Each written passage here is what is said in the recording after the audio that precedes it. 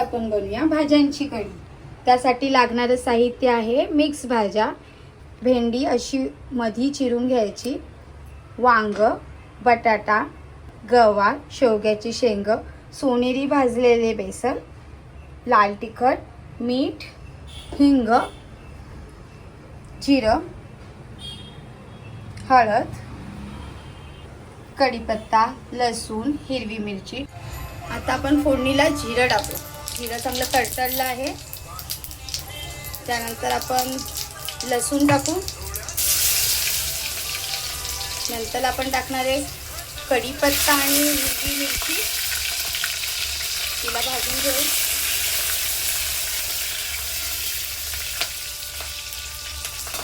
चांगलं त्याला सोनेरी रंग होईपर्यंत आपण परतायचं आहे।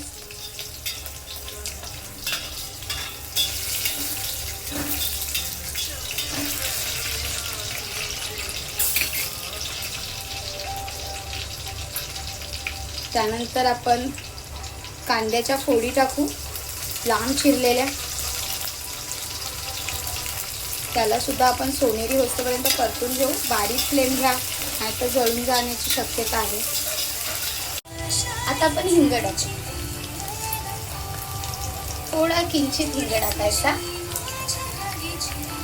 त्याला परतून घेऊया।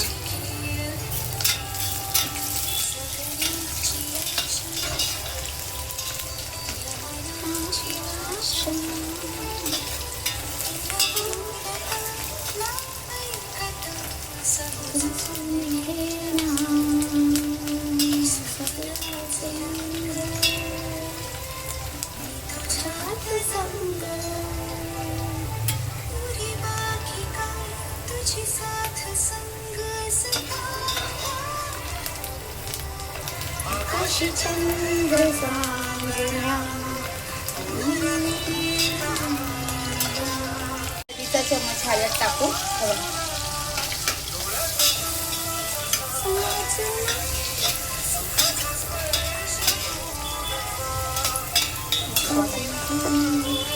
आणि लाल तिखट टाकूया।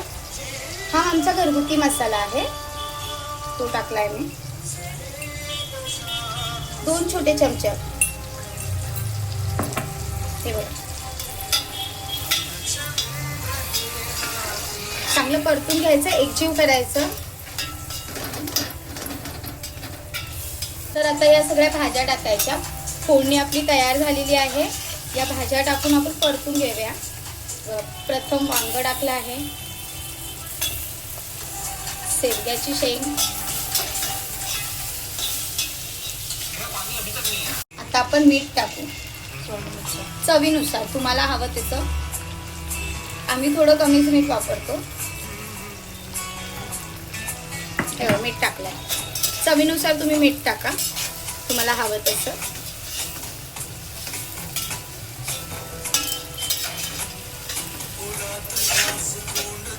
माहेरी आलं ना असं स्पेशल जेवण भेटतं खायला, आणि मम्मीच्या हाताचं खाणं म्हणजे वाहा। आणि यात टाकून काढून घ्यायचं आणि ते टाकायचं आपण भाज्यांमध्ये ते, आणि चांगले। आणि आता हे पुन्हा उकळी मारायला झाकण ठेवून द्यायचं। 10-15 मिनिटात आपली भाज्यांची कढी तयार। चिंचाचं कोळ, चिंच आणि गुळाचा कोळ असं उकळून घ्यायचं। तुम्हाला पाहिजे तेवढं तुम्ही पातळ ठेवू शकतात। आम्हाला जरा घटसर आवडतं, तर आम्ही त्याला अजून उकळून घेणार आहे। भाज्यांची कढी तर तुम्ही नक्की ट्राय करा, लाईक आणि सबस्क्राईब करा, आणि मला कमेंटमध्ये सांगा कशी झाली।